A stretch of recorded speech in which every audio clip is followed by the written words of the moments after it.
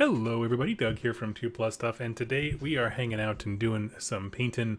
I just got finished recording some lore for Slaves to Darkness, the new battle tome that came out that I'm very excited about. And I'm going to be painting up some Black Templars because I found some local friends that play 40k, and I just want to play whatever I can get a hold of, right? Whatever games I can get, that is what I am into. I just realized I forgot to make my music so you guys can hear it.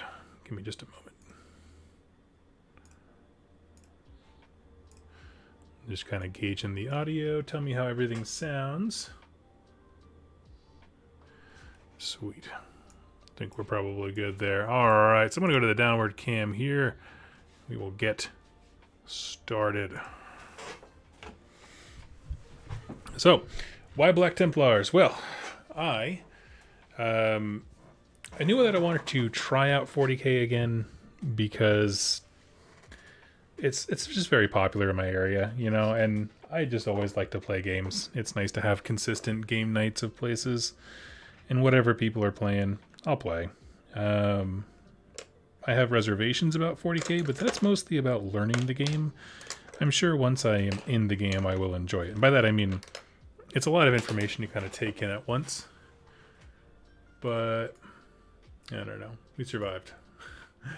Once I get my feet under me, then we can let's see, get used to it. I'm just moving everything around here, make sure everything's working. All right. Got our palette here. Boop. And we're just going to be throwing on some color. So let's start with Mephiston Road. I'm kind of getting everything just to the blocking out colors section, or part of the painting process, just because some of these I wasn't entirely certain where I wanted to mix up the colors. You can see like I was demoing some different things on the bikes. So we'll see. DD, Black Templars are rad. Thank you. Yeah, so I guess I only know like the parts of 40k lore that are like from meme culture. And I thought that they were represented as being like problematic. Let's just say problematic, right? People taking the lore too seriously, and the Black Templars are a great one to point out as like 40k crappy guys. If they don't stand for anything, I know that their iconography is often used negatively. We'll say that. So, but then I started reading their actual book, and I was like, this is pretty tame.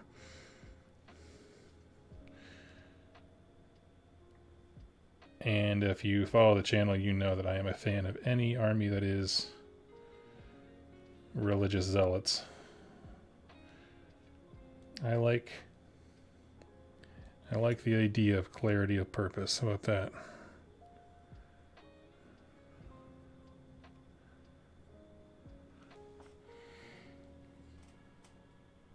Banana Boys are where it's at? I don't know what that means. Banana Boys. Oh, yellow ones. Imperial Fists.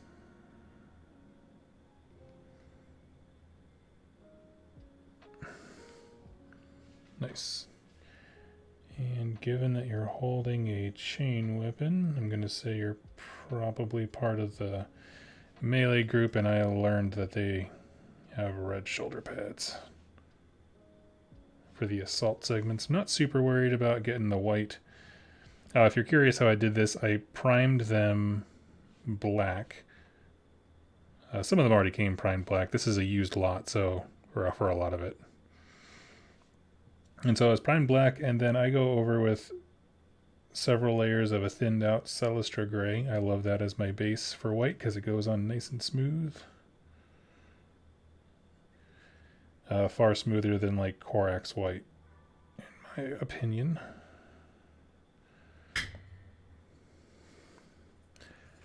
And I will bring it up one more notch with Ulthuan gray, and then use White Scar for the sharp edge highlights.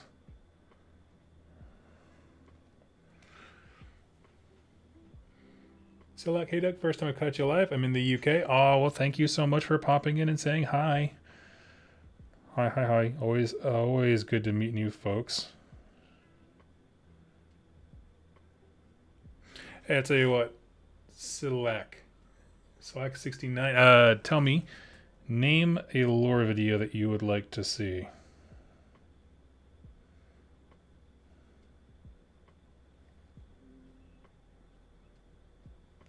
And I will make it so.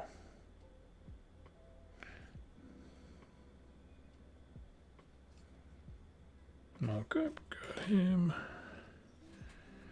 I'm kind of just bouncing around to see how I like the scheme on different parts of the models. Like I have a chaplain that's kind of started, 2 redemptors that are kind of started. I played my first game yesterday with these guys and I had a great time.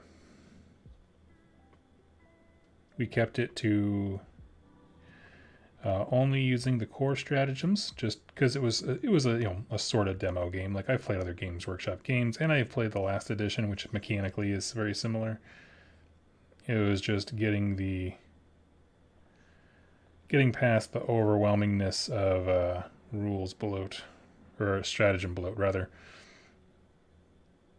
that I was worried about. So we played 1 core game, and I had a great time.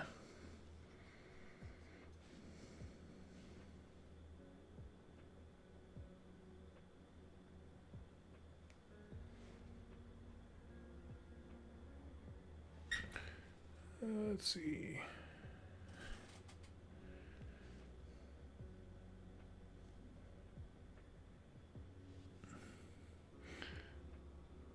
I've heard all your Esler love the Skaven Saga. Oh, thank you.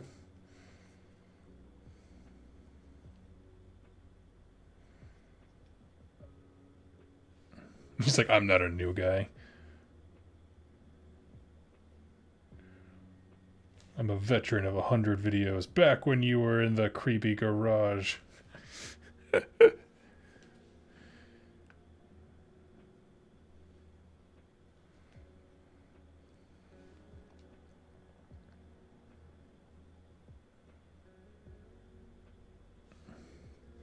Oh, actually, here's the thing the chat can help me with. I would greatly appreciate. So, my brother reconnected after a long time and getting to know each other more. He invited me to join him in a Pathfinder campaign, Pathfinder 1.0, just so everything's free and online.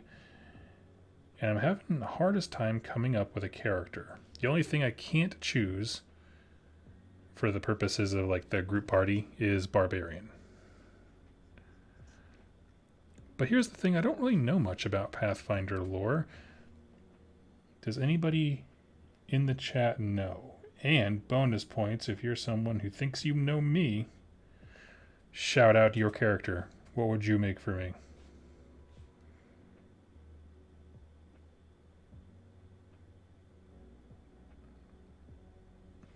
But it will be not my first role-playing game. One of my awesome viewers had the pleasure of doing that for me, of let me jump into one of their games. But not my first game, but it will be probably my first campaign that I've truly jumped into. Basically planning on doing it once a week. And I shall not disappoint him. But yes, I would love to hear anyone's thoughts on what I would probably be best at. I don't think I want to be... I don't know. Normally when I go for role-playing games, I am drawn towards an Inquisitor type class. I don't know if Pathfinder has that class. It feels like a common historical thing that every fantasy archetype would have, but then I would have to know the deities, and that's like a lore thing. I'm like, but I like the idea of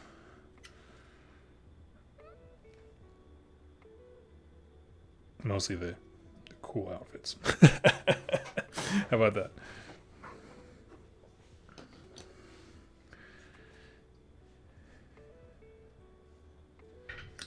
Did I get his eyes? I did. Okay.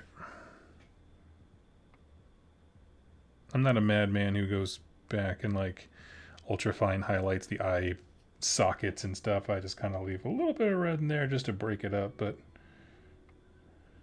let's be honest, these are Black Templars. Everyone's looking at the shoulder pads.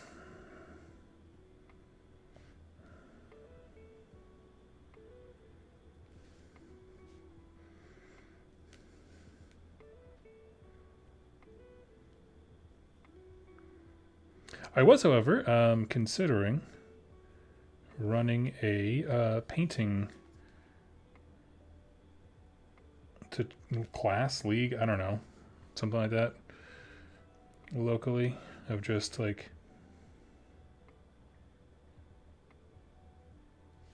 showing everybody the wonders of 3 Foot Fabulous.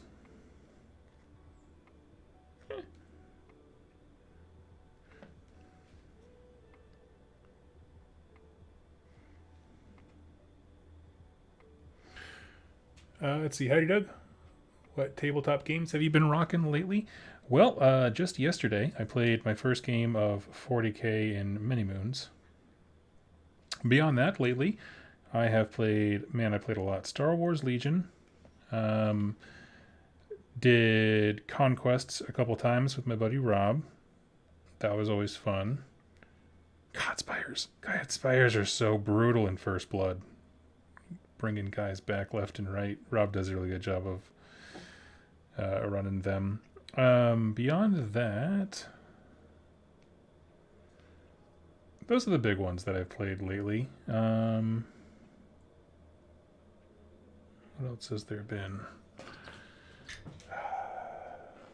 Pretty soon, well, things won't really be settling down because the holidays are coming, but at some point I'm going to teach my wife how to play Warcry, so that'll be a reoccurring thing. Not Warcry, Space Station Zero by Vince Vincella. I want that to be our thing because I think my wife would love it.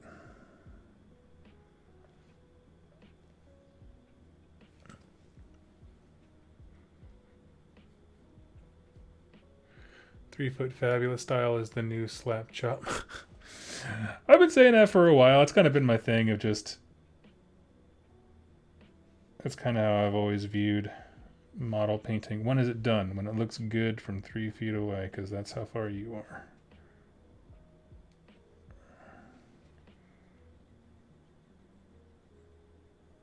Which, yeah, I mean, slap chop is absolutely a variant of that. Because I don't think 3 foot... Here's the thing. Slap chop is a painting technique, and 3 Foot Fabulous is a goal rather than a technique. You can achieve 3 Foot Fabulous in a bunch of different ways. The idea is simplicity. Simplicity.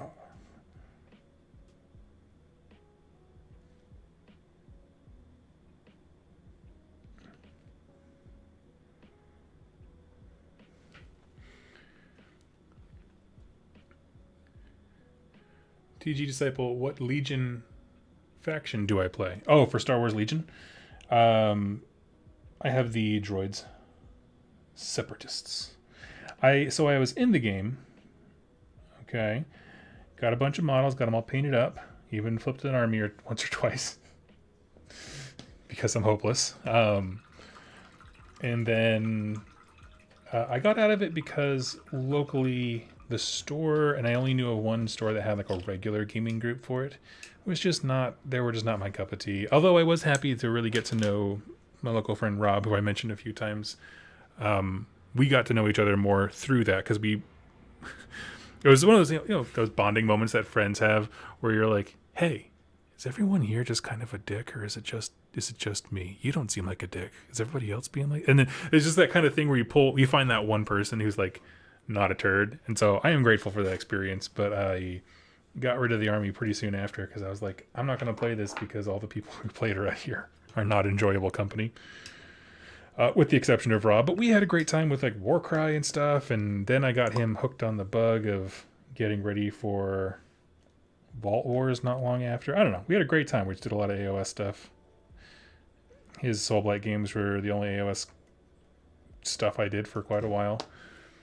And then since then, another friend who I've mentioned a few times got into Legion, and basically for like $35, I got the droid starter half, and I was like, he's mostly who I play Marvel Crisis Protocol with, which I'm not the biggest fan of Asmodee games, but I am interested. I like Star Wars. It's Star Wars. You can't go wrong with that, right?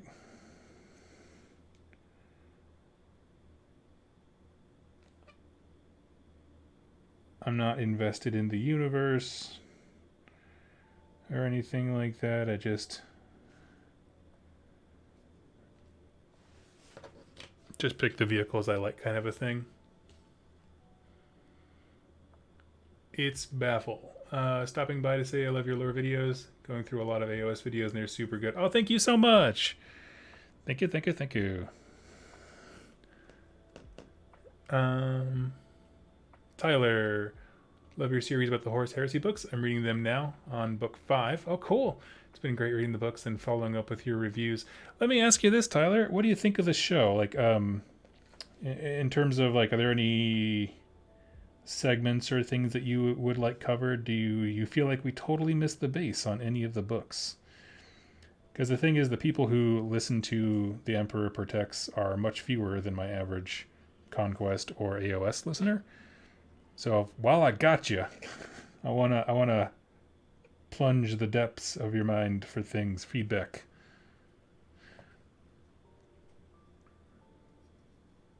Really, I just want to know: do we do a good job of concising the book and getting the major plot points across? That, I think, is definitely me and Dan's biggest goal. Is like, there's so many books in the Horus Heresy series. We started off with the idea of like, can we make a podcast where somebody could, if they had no interest in a particular legion, listen to our 1 hour episode review and get the big beats, the stuff you need to know, so they can just move on to listen to books that they actually do want to listen to. That was I think the core idea.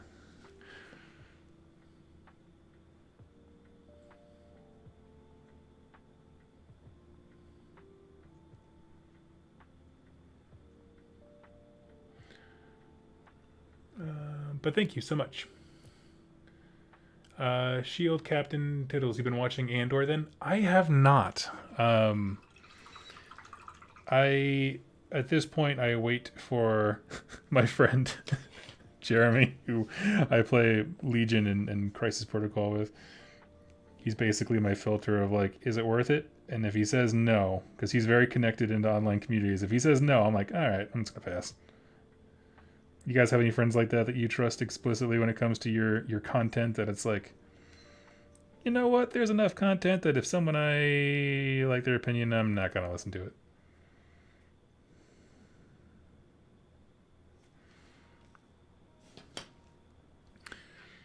I play X-Wing X-Wing competitively. Oh, fairly competitively. I was like, family competitive. God dang, man. That's a weird reason to wind up at divorce court. I dig it. Love your passion. Love your energy. That's awesome. Yeah, I do love X-Wing. Or at least, I mean, I haven't played it since the second edition, but I was playing it when it first came out, and I remember the, what is it? I mean, I bought the set when it was still just TIE Fighters and X-Wings, but I really did enjoy the game a lot when particularly the Slave 1 came out. That's Boba Fett's ship, if anyone is not familiar. But when that thing came out, I was like, this is the best. Why is anyone wasting their time playing anything else?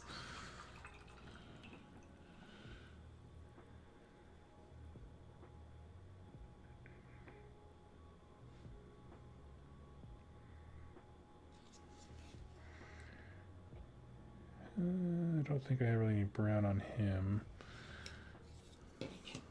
And Thick Boy, you're a dreadnought. You don't have pockets. I've always said that. Two things in the universe never get a pocket: women's dresses and dreadnoughts. Yeah, I feel. Oh, thank you so much. I'm that friend. Yes, exactly. Okay, wait. I missed some of the comments. You got me back up. Am I watching Andor? No. Atomic Topher. Along those lines, I'm surprised there isn't a Star Trek Starship combat game, unless there is. Oh, there is Atomic Topher, and I've not heard great things. Here was my problem, and there was a store in the Seattle area where I played that was really trying to push the Star Trek space combat game. And I talked to the owner and said, here's why this doesn't intrigue me. I said, look at this shelf. It had a whole display shelf full of those particular ships. And I said, what is the most iconic ship in all of Star Trek? And he said, the Enterprise. I said, absolutely, of course, right? It's the Enterprise. And I said, what's the least interesting looking ship on this entire wall? And it's the Enterprise by scale within their own game is very tiny. It's an explorer vessel. And I understand that. But also maybe the titular vehicle shouldn't be the most boring looking thing. And so I said, this is why it does interest me. It's like the only clue that I, a very, very casual person about Star Trek has, is that that ship is important and it's iconic. So why doesn't it look fun? Why does it look like everything's better than it? And and I have not played the game. I don't know enough. I know there's some cool stuff with like commander and crew abilities. It sounds very cool. It's just aesthetically, I'm like, if I'm just going by what looks cool on the shelf, that's never going to beat X-Wing. I don't care how many times X-Wing has a new edition and bucks off a whole bunch of their gamers. They could do it once a week, and I still think it's better.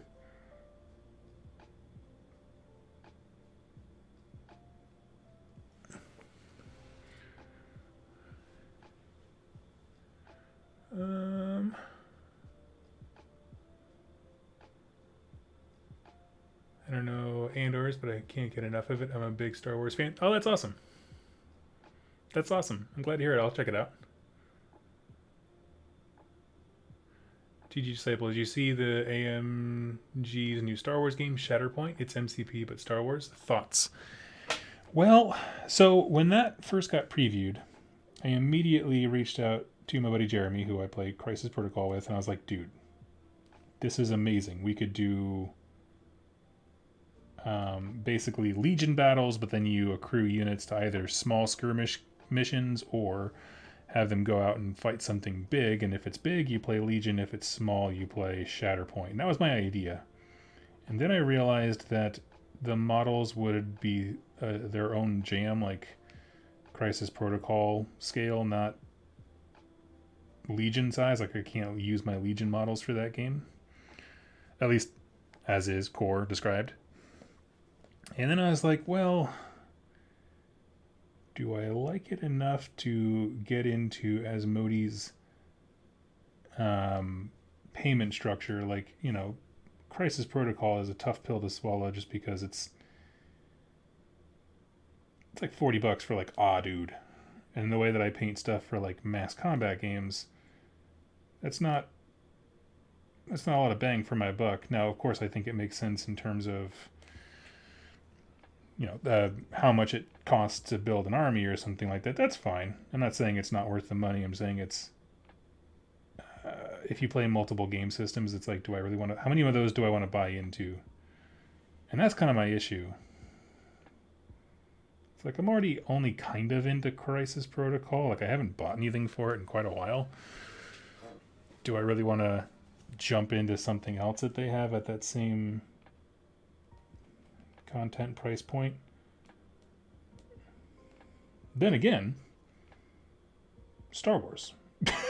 And that's kind of the problem. I had a lot of worries about Legion at first because I don't typically like games where they don't own the intellectual property. Because it'll die eventually. Of course it will. But at least if they have the rights, they can pivot the story in cool and interesting ways more easily. But they've done such a good job with Legion that I'm like, you know what, man? I might jump in. I don't know. All that to say, to answer your question, if you haven't picked up on it, I'm waffling. So I don't know. It's a mixed bag.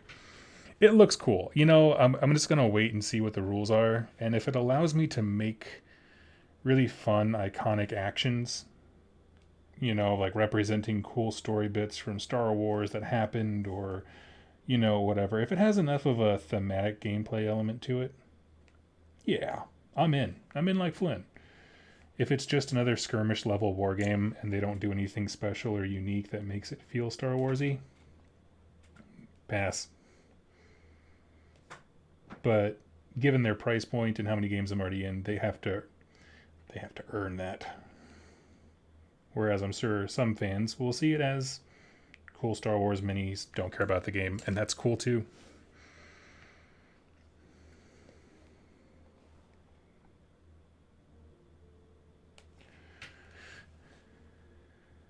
Let's see. Tyler, yes, it feels spot on. It gets the plot out there, but doesn't spend too much time on the smaller details. Not that they aren't good, but it's cut down. Thank you. I really do appreciate that, Tyler. It means the world to me. It's baffle. X-Wing is in 2.5 edition now. They added objectives and scenarios. Some aren't a fan, but most are okay. Okay, cool. I love it. Spezia. Oh, hey, Spezia. We were just talking about you.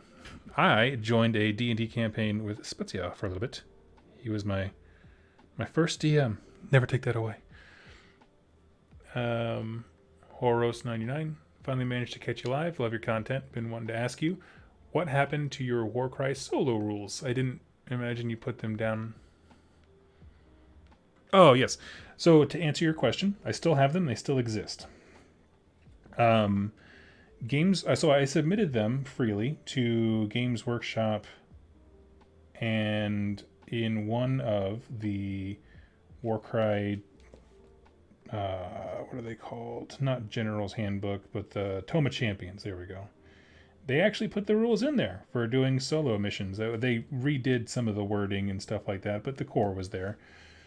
And at that point, I felt like it was working alongside official content, and I didn't like that, so I took them down at that point. Now, that we're in the next edition of Warcry, though, those books are either out of print or have lost a lot of their value, so people don't have them. So, all that I'm getting to is that the solo Warcry rules are coming back. In fact, right now, in the background, and this is why sometimes I go a little bit quiet online with the videos, is I'm actually building a PDF for Warcry specifically, coming up with custom narrative missions, and in there I'm going to redo the solo rules, and it'll be out hopefully here pretty soon. But so they're coming back just because now the supplement that made them irrelevant has itself been made irrelevant. Thank you, ever spinning wheel of time, Games Workshop. You've fallen right into my trap.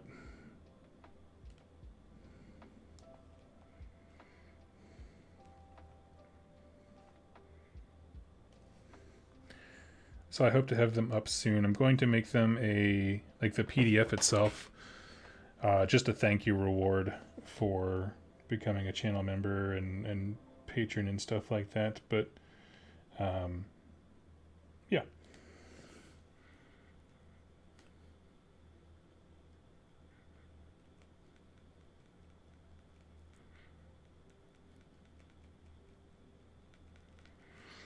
Let's see.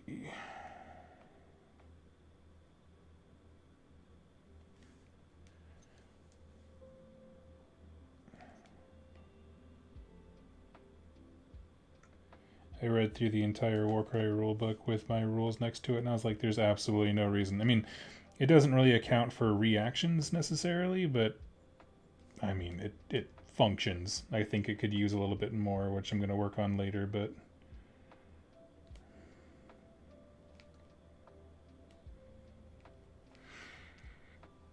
oh, sweet. I believe they're in, Tome of Champions 2020.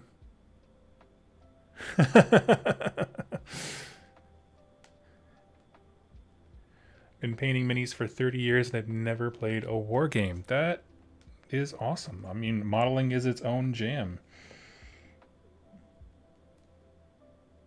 Do you stick to what kind of models do? Like, I mean, are you a Warhammer like Citadel model fan? Historical stuff, anything and everything you can get your hands on. My buddy Rob's like that. He has painting and miniatures for all kinds of stuff. He also does like D&D and I don't know if he does Pathfinder, but those kinds of games. So there's a lot more minis that he has use for that I do not. Totally forgot to paint this guy's sword.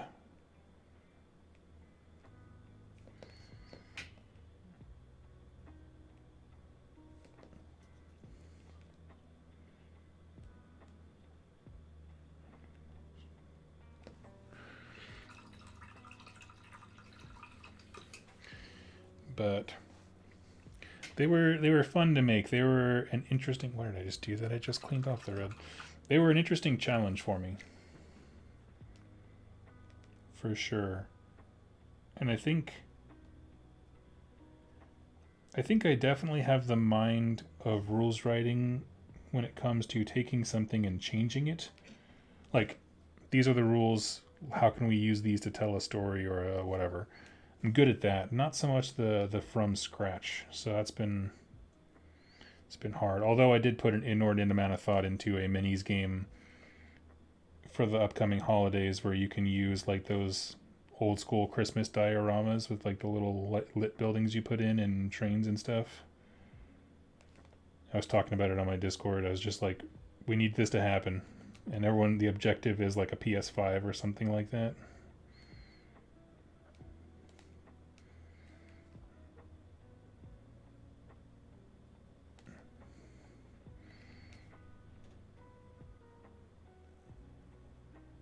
Call it like the Blackest Friday or something like that.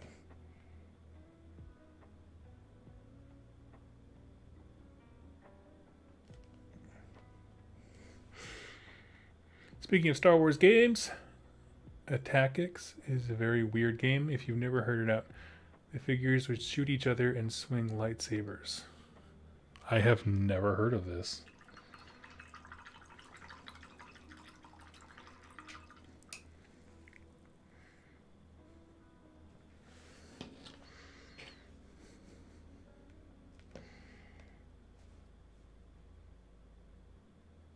Attackix.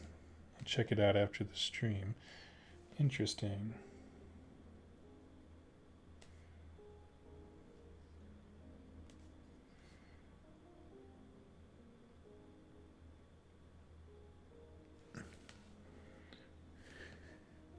Is it it's not a minis game, I assume. I assume it's like toys. I mean, when you describe that, it makes me think like Rock'em Sock'em Robots, honestly.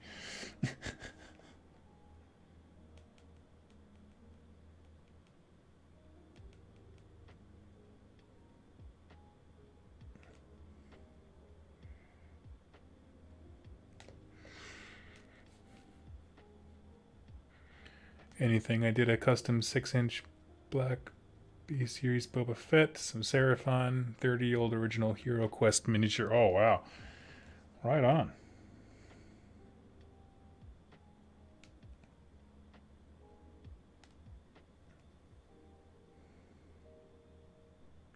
See, for me, my enthusiasm to paint is directly tied to my ability and to have fun with the game. So, like, at some point, I'm going to stall on these Black Templars, just as I have stalled on my Bone Splitters.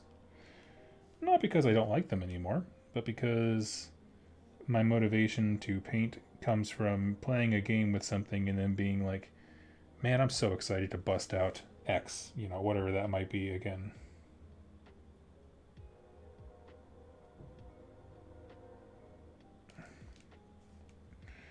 Or like, oh, I have, a Crusader kit at home. I can't wait to get home and check out the options for that. That's the stuff. And I do love painting on its own. It's very like mentally therapeutic for me. But I like having that secondary drive of like, and now I get to see this in action. I guess that to me is playing it in a game is sort of the You know, if you just do modeling, like you can make like a diorama to show the piece. To me, seeing it on the game table is showing the piece. It's the sigh you get when you put it on the shelf and you go, ha, another good model. One more model that won't sully my closet, and I am a little bit lighter for it. Oops, sorry about the train, everybody.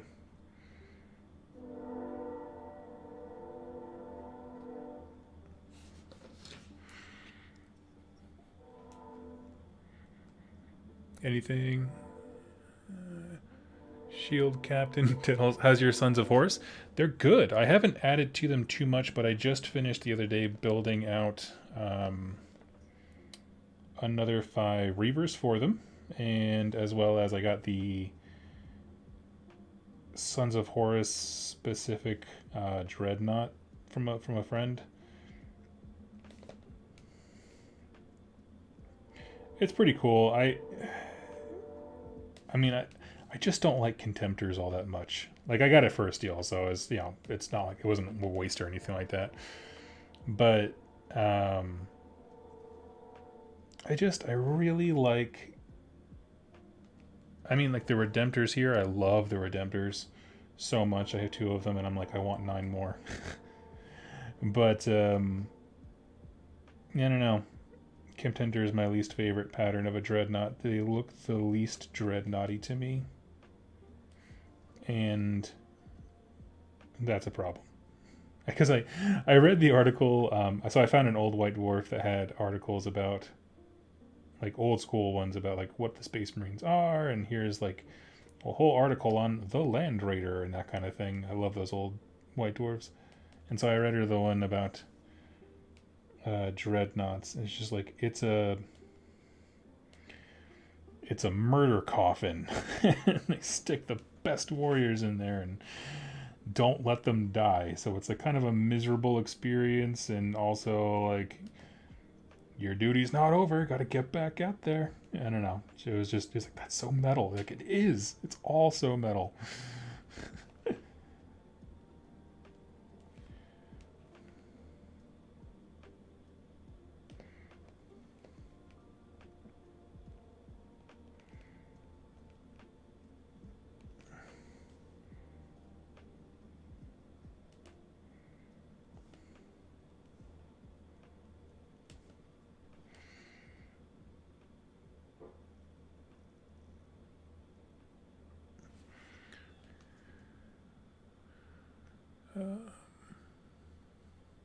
I'm from the mid 2000s. They were like a cross between HeroClix and action figures. Interesting. HeroClix was a thing that I tried so hard to get into, and I just couldn't. Like, early on when they had first started coming out, I mean, like, this is forever ago. I actually really liked the rule system. It was, I mean, probably one of the first minis games in the sense of you play with miniatures. Not so much painting and hobbying on them, but it was definitely one of my first of those. But they kept coming out with too many expansions, and people couldn't keep up locally, and so the group just kind of fell apart.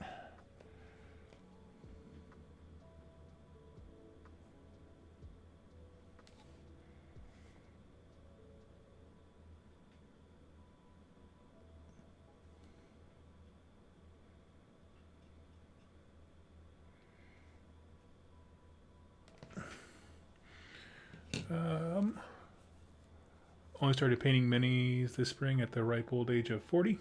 Bought Warcry. Red Harvest for myself. Oh, nice. Thank you so much, Horace. That's very kind of you. Better late than never, man. Isn't Warcry fun? I have a blast with that game.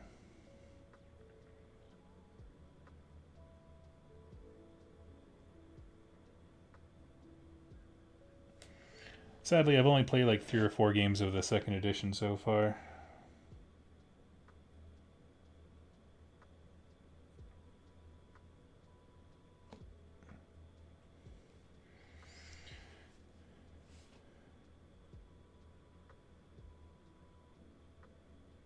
But there's a local guy, Baker, who is always looking for games. Might go hit him up.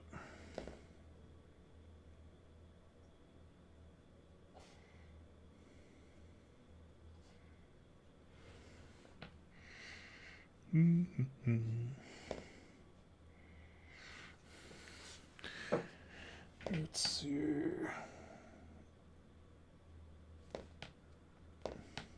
Has anyone played anything fun recently? Like I talked about my recent games. What have y'all been playing?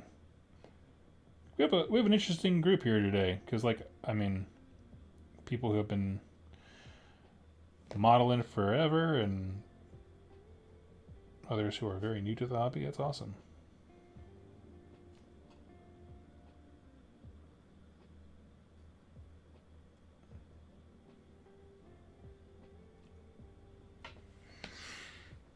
I'm still thinking about grabbing the Black Templars battle box and convert them to Deathwatch for my son's new army. Very cool. I don't know much about the Deathwatch. I painted some up for a hot minute. But if I'm not mistaken, that was in the like 7th edition, I think, when they kind of closer to came out. I could not wrap my head around their rules. I understand it much more now. Like, I went back and was like, okay, so how does this change whatever I was reading before? And like, I understand it much more, but I was not picking up what they were putting down initially. Because when they first came out, they were like, hey, here's an army, but only for allies. And you're like, wait, what? I mean, like, you could play them on their own, of course, but it didn't feel like they were an army unto themselves.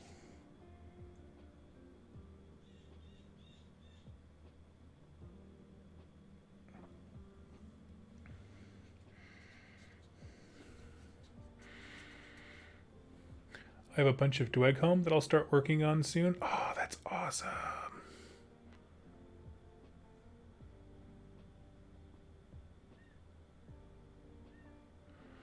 Yeah, I actually I am starting, I'm gonna say restarting my Dweghome. I painted some initially, and then I tried a different color scheme. So I painted like the Hold Warriors and stuff, like the basic troops one way, and then I tried something different on my, what's it called, tempered stuff. So like the sorcerer, dwarven sorcerer, that kind of thing. And I liked that so much more. And so now I'm like, well, I'm at a good point to repaint stuff. And, you know, if I have to start switching over to different army designs, I'm at a good point to do that. So that is the plan going forward. I'm going to be painting a lot more Dweghome and seeing how I can get them in on the board. Yeah, they're so cool. They're so cool.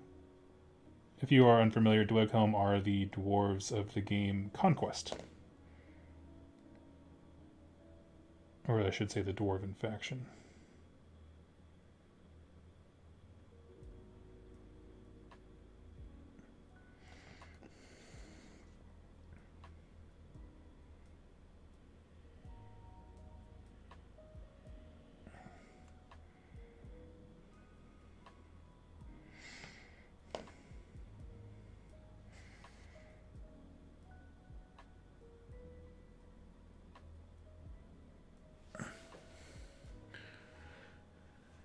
My local group has gotten into Blood Bowl pretty heavily over the past 6 months. It's been an absolute blast. That's awesome. I actually had considered doing some Blood Bowl lore videos just because it's a game that doesn't sound like there would be lore, but there actually is. There's like a reason that they do all this stuff, and it's all like clearly written by drunk British people at a bar, but that's kind of the idea. That's the vibe the whole game is going for. If you're not on board with that, why are you playing Blood Bowl?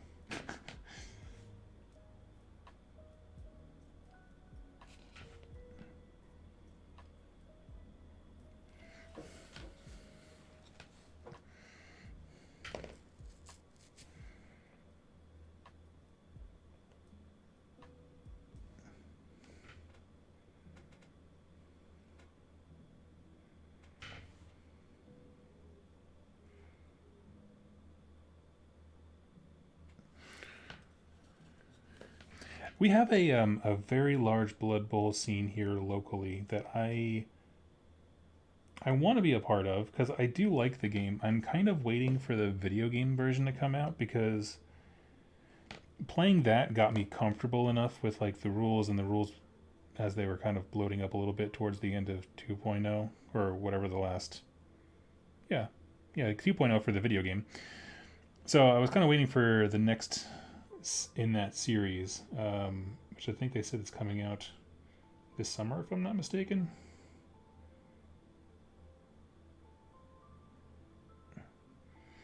I don't know what team I would play. I already own like the starter set, the 3.0 starter set or whatever. So I guess it's 2.0 for the models. But so I used to have those orcs and the human team in there, which I feel like orcs would be a good one to start with, just because they're probably straightforward. One would hope.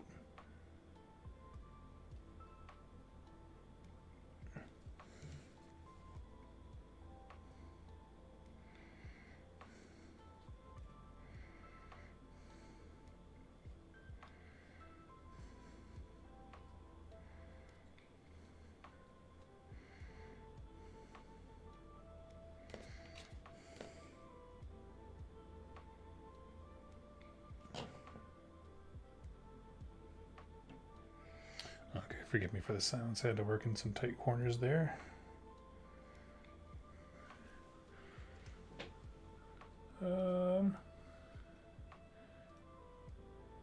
Benedetto, I saw your poll talking about Kings of Warlord. Did you get enough interest to create some videos?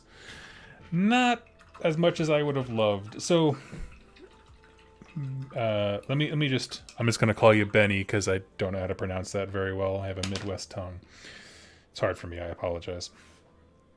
Benny, the reason I asked that question is specifically because I was reached out to by a company called Winged Hussar Publishing. And they make all kinds of fantasy novels for miniatures games, but like different ones. Like they have 2 books out, or sorry, 1 book out, one that's just about to release for Infinity, which I'm going to read next. It's called Downfall. And I actually met the author, and he's a very nice guy and a fan. Hey, what's up, buddy? So there's that, and then also they do books for Kings of War. And so the reason I prompted that question was like, well, hey, if I got a whole flippin' publishing house that would love to talk about their stuff, let's see what the interest is. And there wasn't really all that much interest, I'll be perfectly frank. But it was like, I think 64% of people said like, nah, hard pass, and some of the remaining ones were sort of interested, but we'll see. I mean, I know from experience that Infinity is popular enough to make that worthwhile. There's plenty of people who ask if I'm going to cover Infinity again, but yeah, I don't know. Like unless Mantic really was like, hey, Doug, we want you as a storyteller for our stuff. Can we hook you up with an army? Like it would take a bit to get me to cover a game that I'm not actively going to be able to play.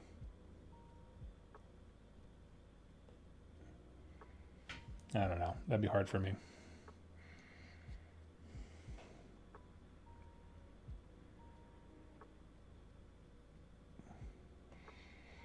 I made a big old mess of this guy putting the white on. So we're just going to go back and clean some of these areas up.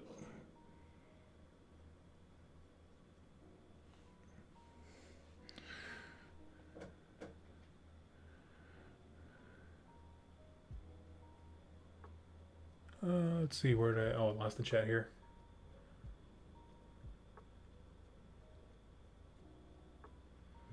Built a box of the Kings of War dwarves just for fun. Never played the game. Are the models cool? I would love to know. I've never had experience with Mantic miniatures.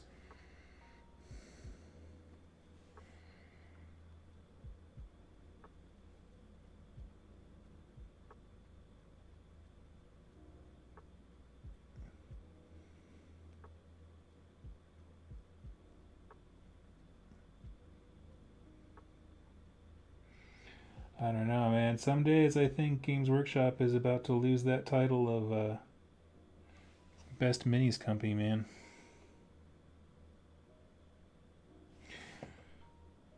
Looking at some of the stuff that Parabellum's been able to do has been incredible.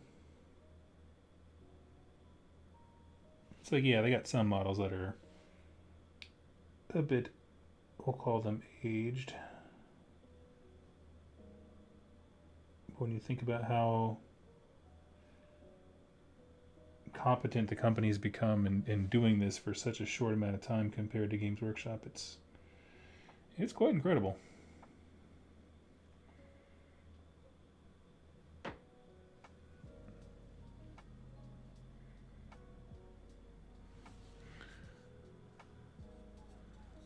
I love your Dystopian Wars content.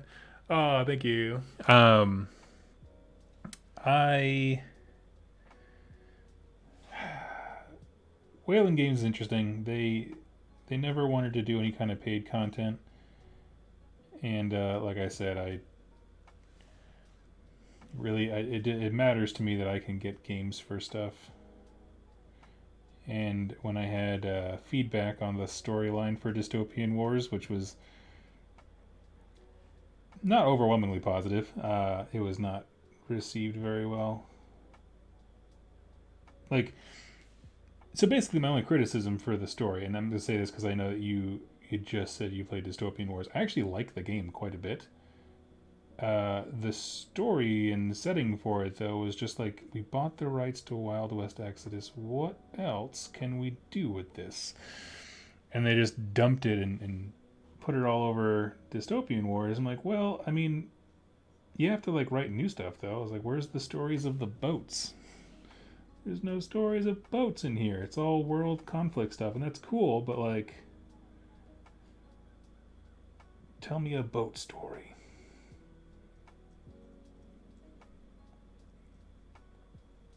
And they were just like, okay, we will take this feedback back to our writers. And then I never heard from them again. I was like, oh, okay. Whoopsie poopsie.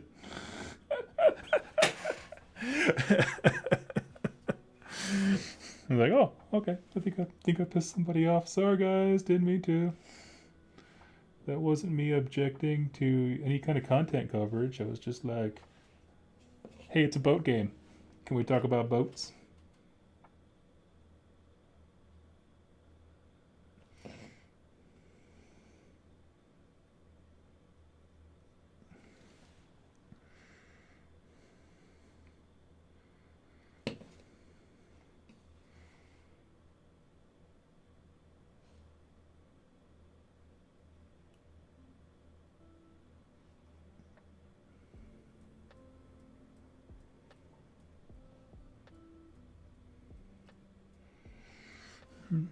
Almost done with our little cleanup here. Sometimes it does get a little messy with doing the white over black.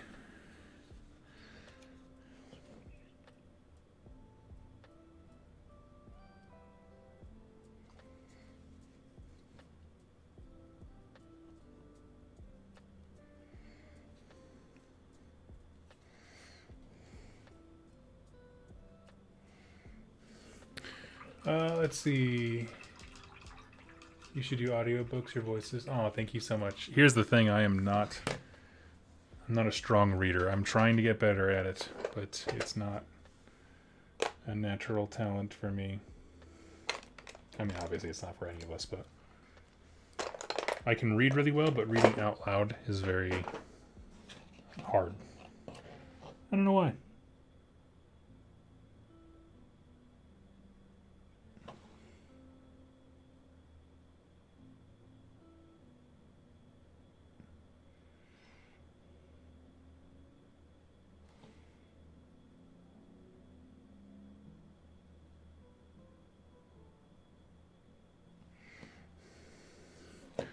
Forgive me, I am doing a little bit of detail here, so I will be a little quiet.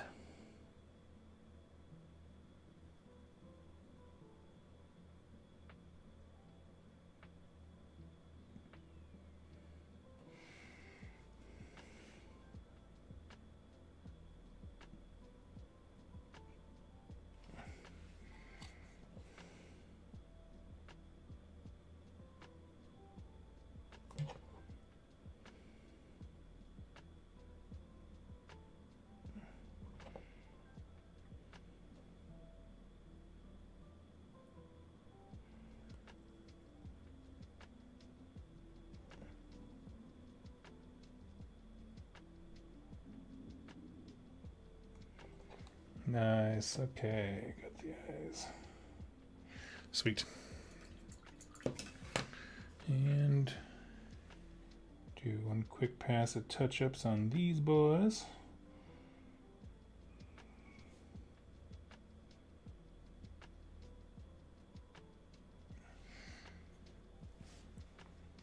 Mantic Minis. New lines look great. Whole army box, 80 plus models for $70. Interesting. Well, that's certainly a wonderful price point.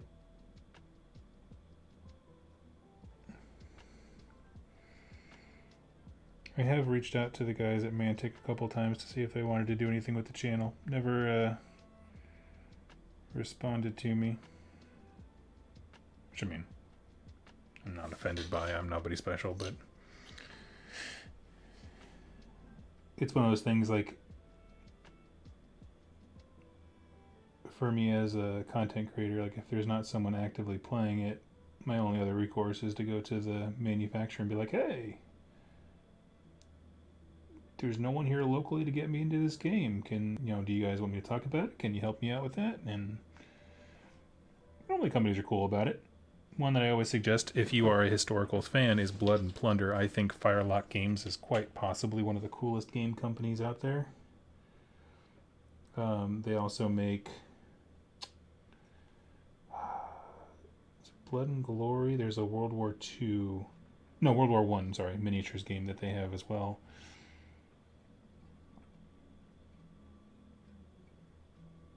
And both of them, you can use whatever models you want if you already own stuff. But those kinds of games I think are super fun too. I need to bust mine out and paint mine up.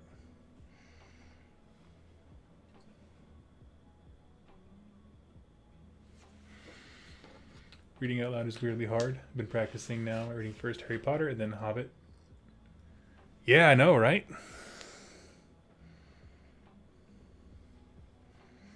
You're just like, brain, you know how to do this. Why are you embarrassing me?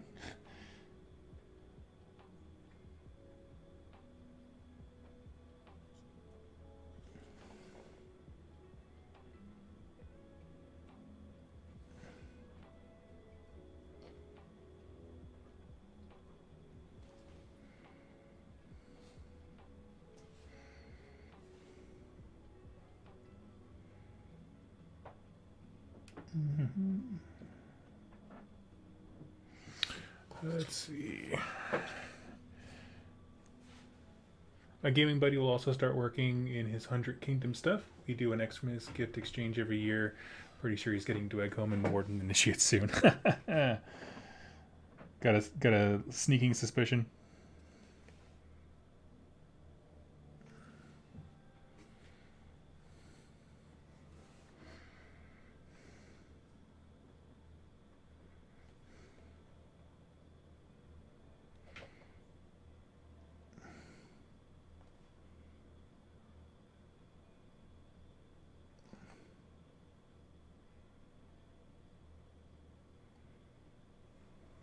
Okay.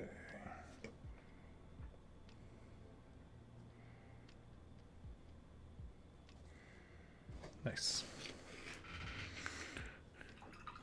Just joined? Why are you painting Grumpy Templars, Doug? Because I am a grumpy man. No, there's just a large local 40k scene, and after playing Horus Heresy with some of the local guys, I just like hanging out with them. So I was like, you know what? I have access to cheap marine models because everybody does, thanks to eBay and trades. And my buddy Rob was getting rid of a few things, or allowed me to trade some stuff out to him, rather. And so I was just like, what's a faction I can do very easily? I was originally going to do White Scars, and then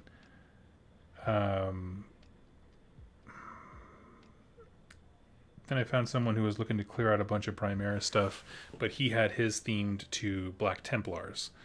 So I was like, oh, interesting. So I hadn't opened any of the stuff for White Scars yet, so I returned it all, got my monies in store credit, and then bought a bunch of Black Templar stuff.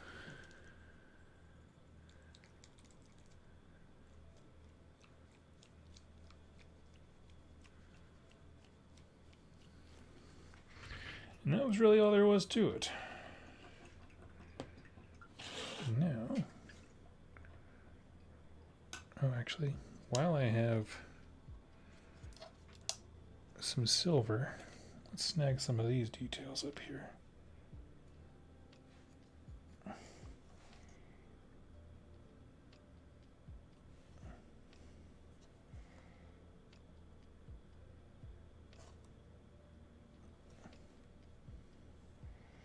It's the only problem with batch painting. It's so easy to get lost in the little sections.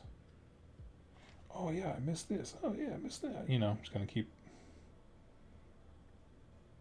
going in circles as a result. But this guy's so close to being ready for a wash. Let's just do it.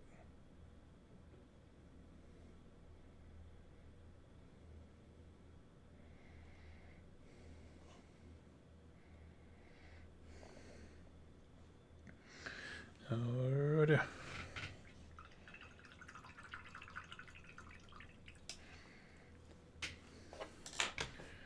Let's see. At 42, I read my first book cover to cover this summer.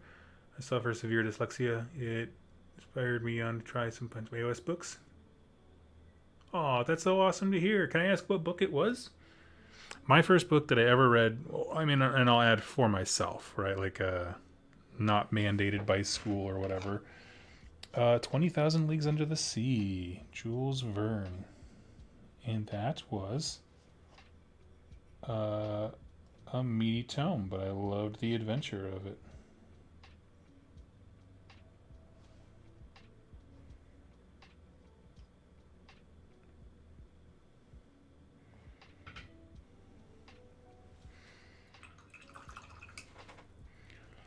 My brain did start to melt when we got into listing off the various sea species and subspecies, but based on every iteration of 20,000 Leagues Under the Sea, it looks like everybody else fell asleep too, and nobody records the part where the main character has an assistant who just does nothing but reads off the subspecies and stuff.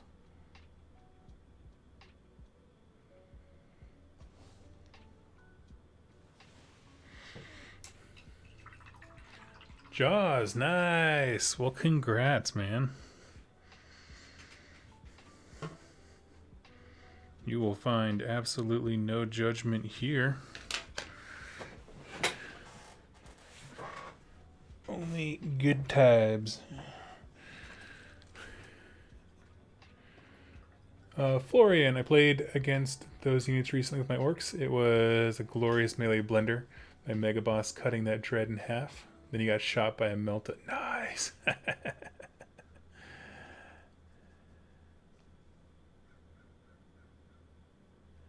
As a retailer, GW is definitely the worst to work with. The people at Parabellum have been great.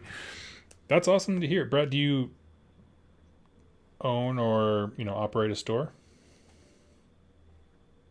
Agree with you more. I mean, just in terms of just simple communication and being willing to work and chat with your clients. I've always had a great time with Parabellum. Outstanding team.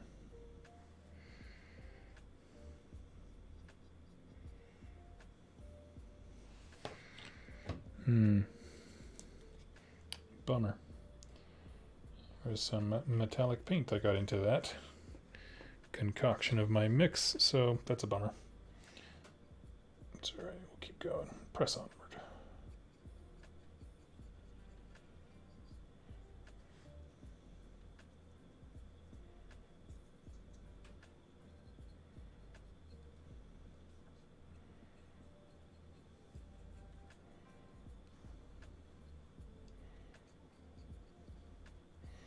So, if you didn't see the start of my painting, which I don't think I recorded or anything for these guys, I basically started by putting on Vallejo black gray. And so what that does is allows me to then use a black wash and actually have shadows still, but they still visually look like they're in black armor. They're just not pure black.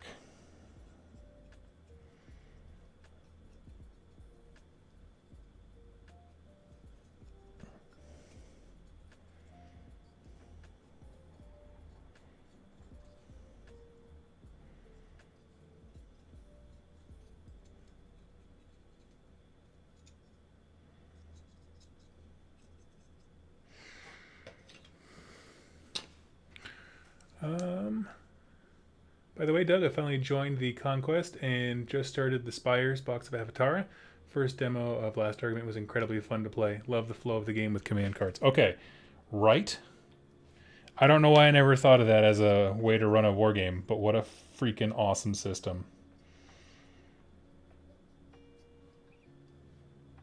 It is very much my favorite thing too, and I love how it pairs down to First Blood very well. So like you can teach people the skirmish version if you're worried about them losing interest or something like that. Personally, I like First Blood more than the full game, but that's an opinion. I think I just like skirmish games a lot more recently.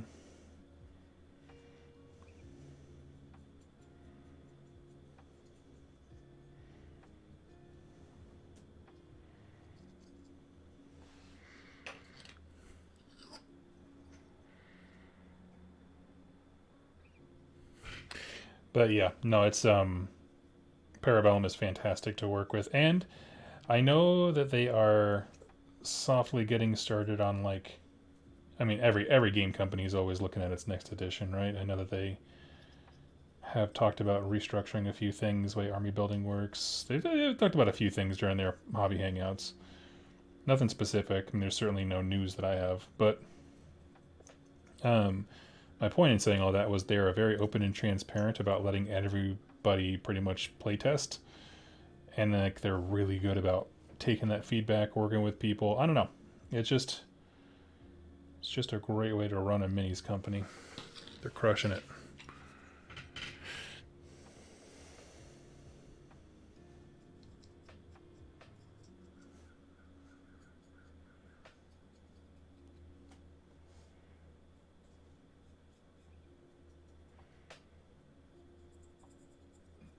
But I've heard multiple stories.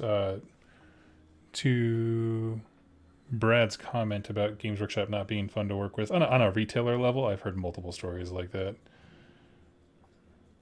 Try to keep it a little light and positive, but you know. But here's the thing: is like the people who make the game and the corporate structure that's required to make that popular are two very different things.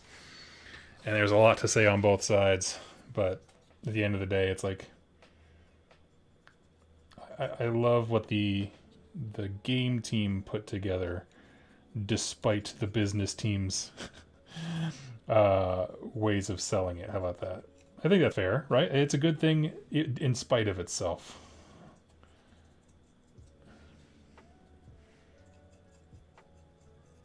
Thanks for the fun, GW. Quit trying to ruin the fun, GW corporate.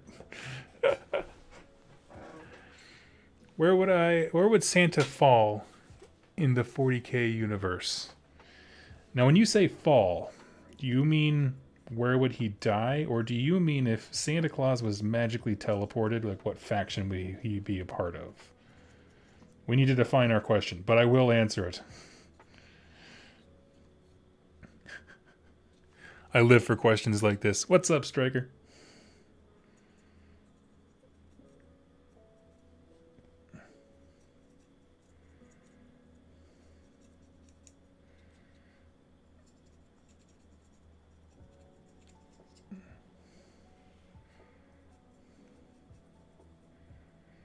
I love lore questions like that because you can't be wrong.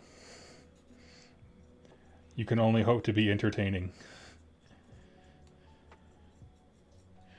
That's why I enjoy the if you guys have ever listened to it, the 40K Badcast podcast. I mean, it's nominally about 40K. It's just two guys talking about their hobby and how much they love it, really.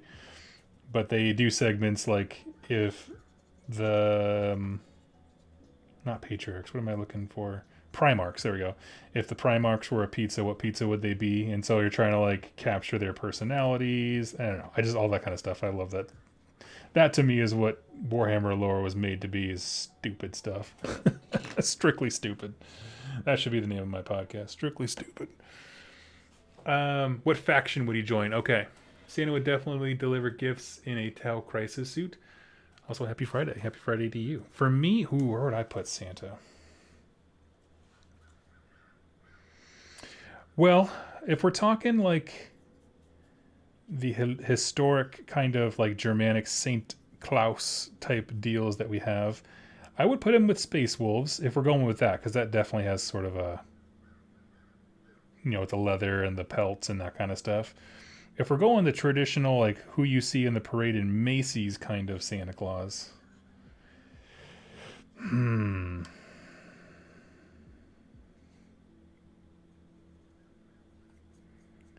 don't know, man. I don't know.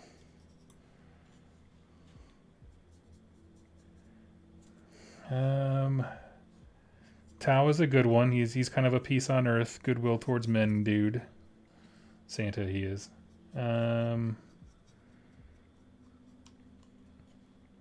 Yeah, I'm gonna say either Tao or Space Wolves. I think those are great choices. Because I don't know. I mean, he wouldn't be. I mean, maybe he would be a Necron if he's that old. I don't know. But I'm trying to think of anything else that Santa Claus would fit in.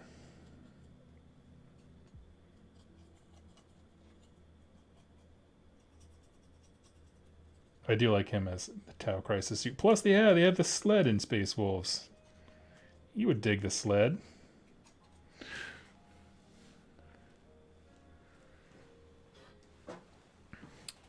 Doug, have you heard about the next 3 Conquest factions that are out for voting? No, I think my buddy Wiley mentioned something in passing, but I don't recall the actual information. Would you mind sharing with us if you have it? What are the factions?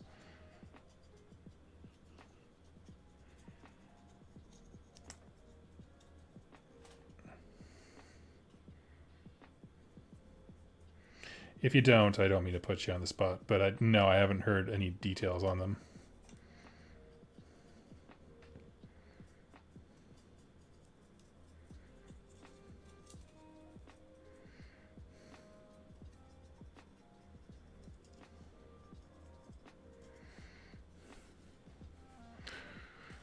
Santa is 100% an orc. Oh, that's a great call.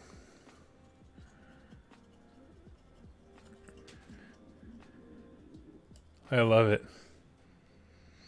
Maybe he knocks out the teeth of boys who were bad and failed and gives them to orcs who are good.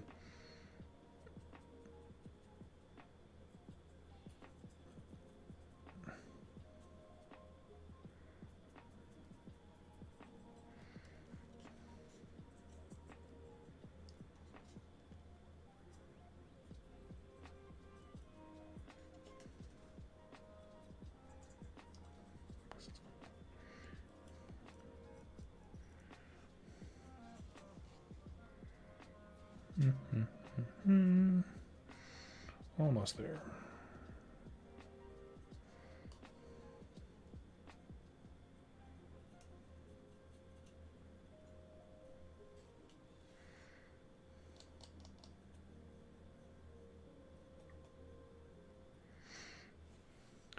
Gladly. Okay, here we go. Sorcerer Kings, the ones who defeated Haslia and escaped. They have a strong Middle Eastern inspiration and live on floating cities. Well, I mean, that has my vote. Hell yeah.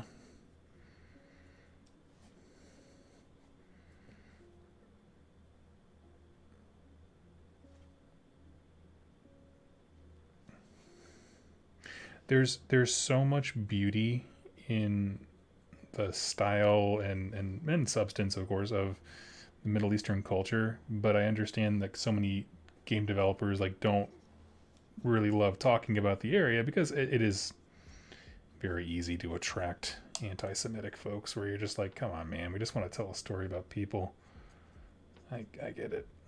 Can't have any fun because a couple of people are a bunch of turds. Story of life.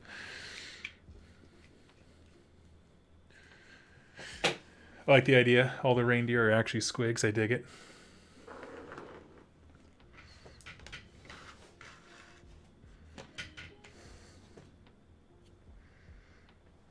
Okay, so these boys are trying. Let's get them back. Since we're getting World Eaters soon, do you think we're going to get a Emperor's Children Codex one day? I'm sure one day they will. I'm sure.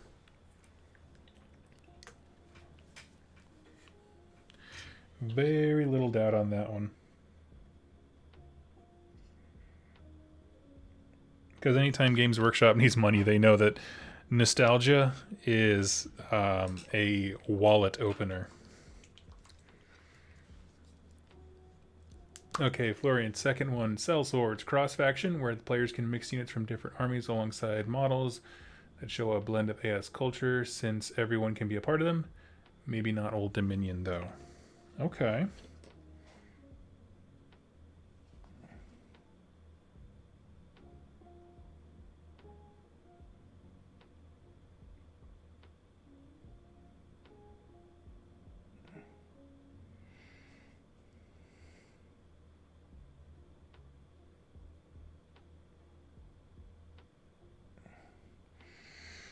I can imagine it might be difficult to be on the same team as an active necromancer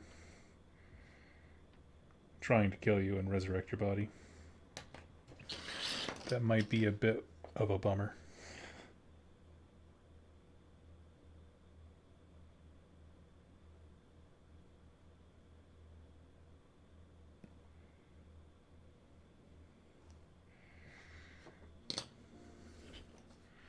And third. Oh, hey, Brad, you're back. Yes, we have a store up in Canada. Sweet.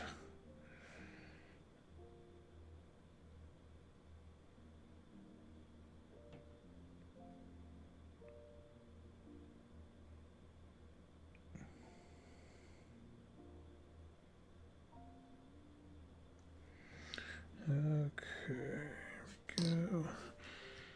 And is that Retributor's Armor Gold I see? Yes, it is. Yes, I like to pick out the details and then I'll go over with a flesh shade wash just to kind of turn it down a little bit, but it keeps it nice and warm.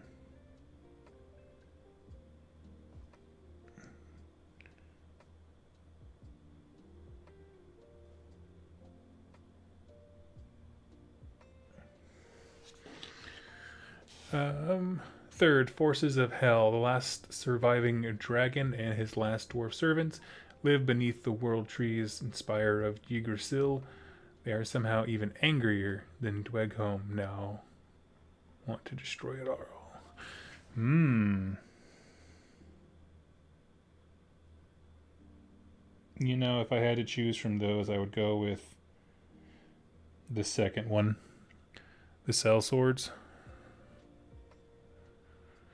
Just because I already own stuff and I would love to just be able to have another army insta-bolted on. I mean, obviously you're going to have to buy some stuff about them, which makes sense, but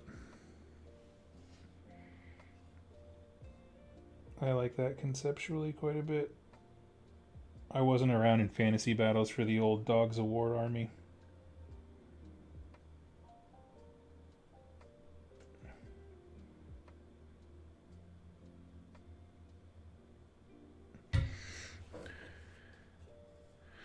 The last free dragon, I should clarify. Yes.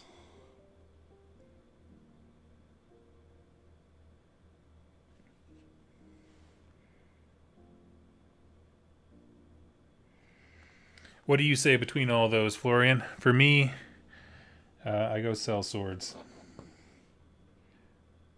For the practical one of being able to use the models I have and have a reason to buy random army stuff.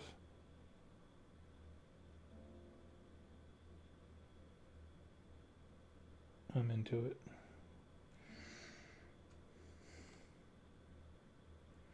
Every once in a while, Parabellum will kindly sell me a kit.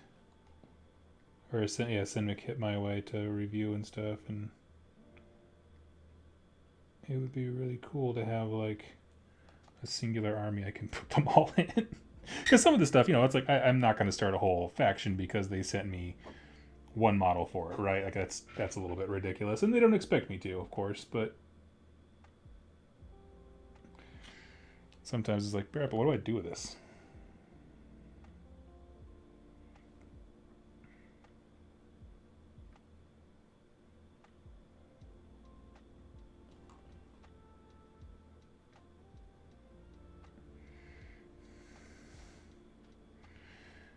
Like their models are so big and impressive that it's like, if I'm not going to use it for anything, man, it takes up a lot of room. But I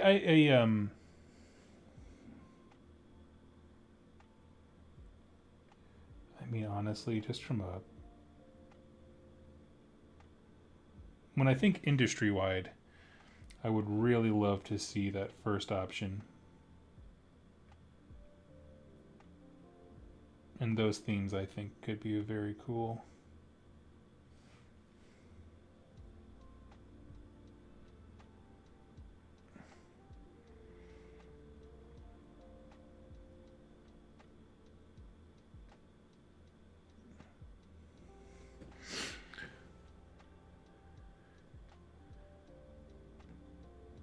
%, they just need to modernize a bit.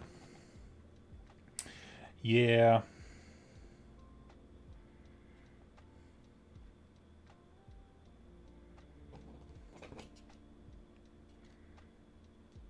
I would certainly agree. It's so difficult when you're a retailer who's like, I speak directly with the customer every single day.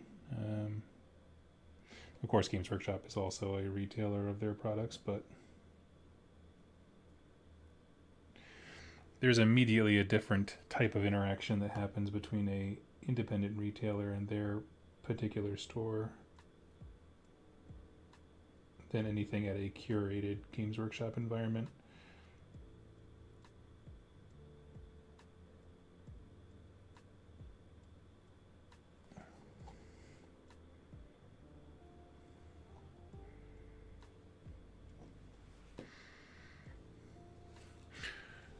I might vote hell just because everyone has their ultimate nemesis except Dweghome. That's a really good point. Kingdoms, Ultimate Spires, and Nords. That's a really excellent narrative-driven point there you got. Because, yeah, as far as the game is right now, they have already conquered all their demons, right? The dragons. This is them enjoying their retirement, so bringing them an enemy would be really cool.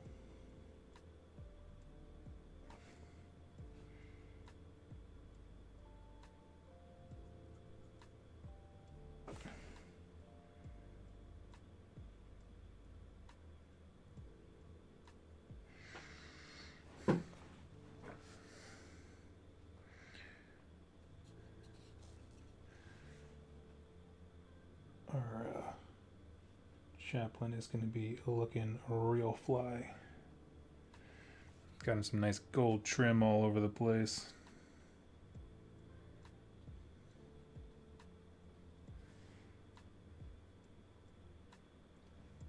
It's the Black Templars, right? They have to give extra allotment of resources for their chaplains. It's like their whole jam.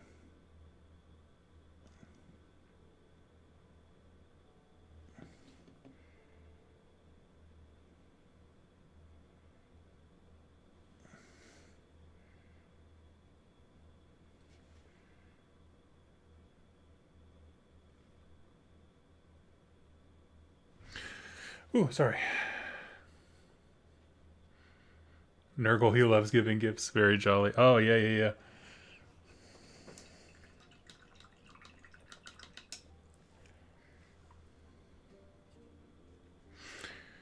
And before all that, they get City States early next year. Steampunk, Ancient Greece.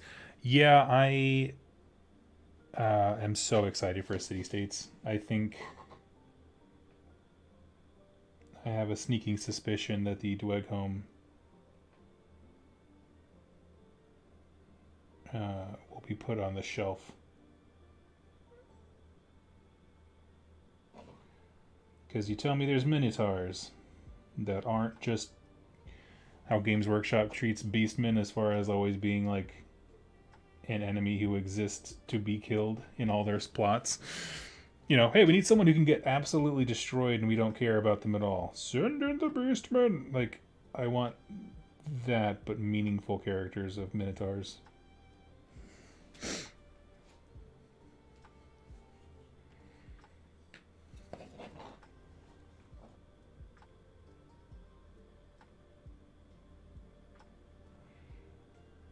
kind of like how Games Workshop, all of their fantasy incarnations of giants are like ponderous and kind of dim. It's like there's no reason they have to be. You could make them smart.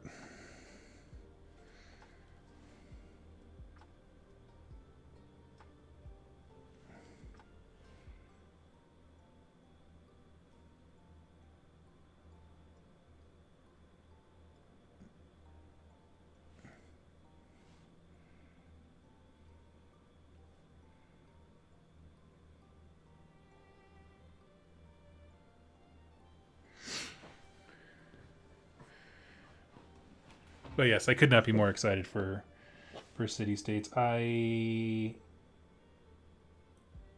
don't know. I should reach out and see if I can get on playtesting for that.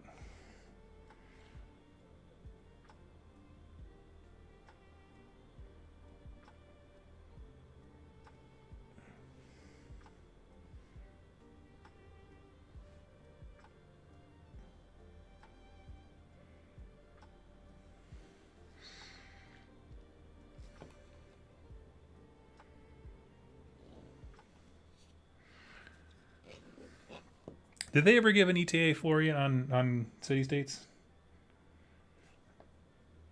None that I can recall off the top of my head.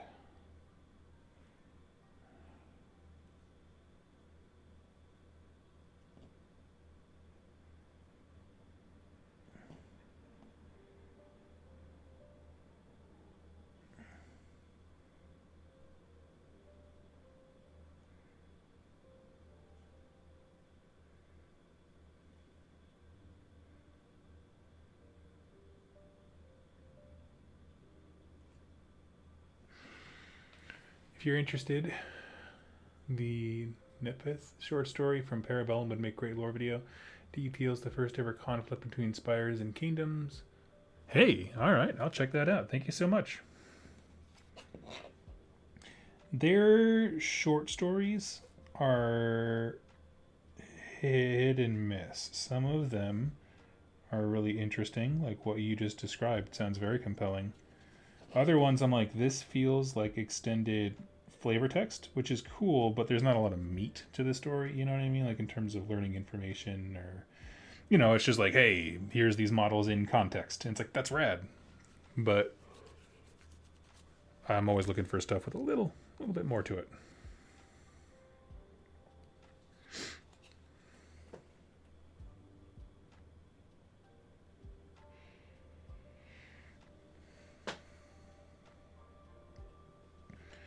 Okay, now I'm just going to pick out some minor details on the book.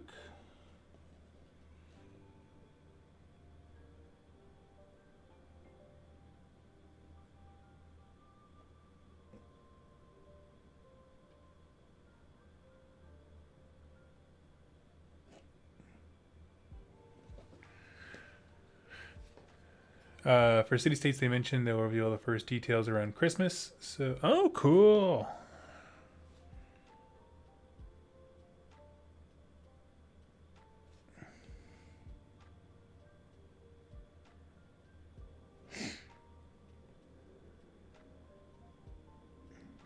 I'll message him and I'll be like, hey, what's the scuttlebutt?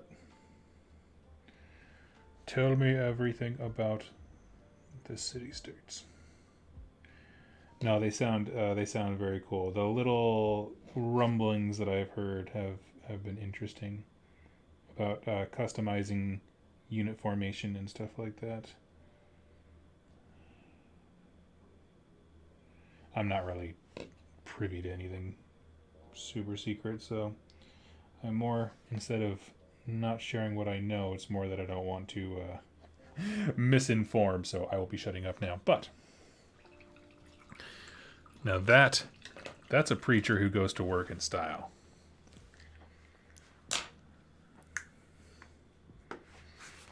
I like him. He's getting there. So for this guy with the gold done, we need to get the other colors on here for his Crozius.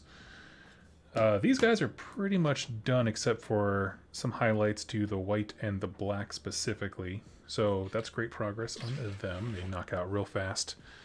And then the dread here, is just about done. He's getting there. I might actually glue that door down just to secure it once he's all fully painted.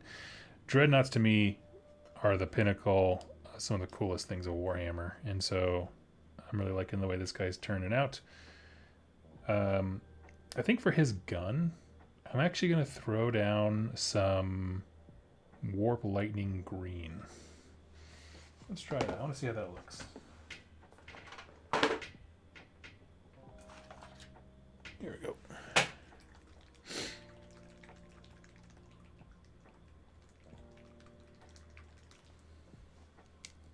And the spires are a true horror villain taking advantage. Okay, sweet. I'm excited to read it.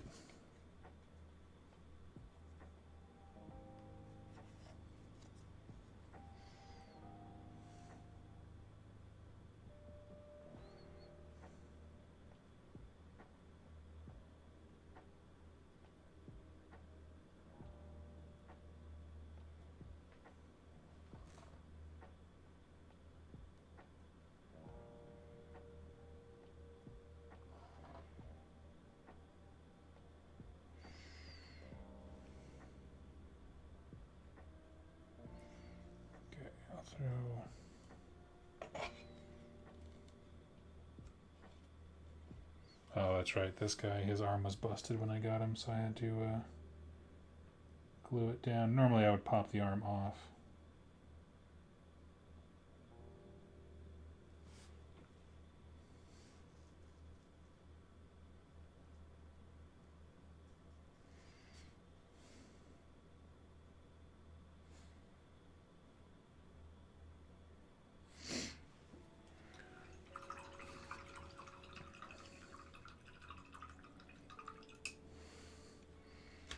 Okay, I think we're at a good point to let everything dry. And so I'm going to go ahead and hop off for the day, but thank you so much to everyone who took the time to hang out with me. It was a nice little hobby break for myself. It feels good to be painting again. I took too long of a break from it, and it just really reinvigorates me. So thank you all so much for hanging out, and I look forward to catching you all in my next hobby hangout, and I'll see you real soon. Happy wargaming, friends.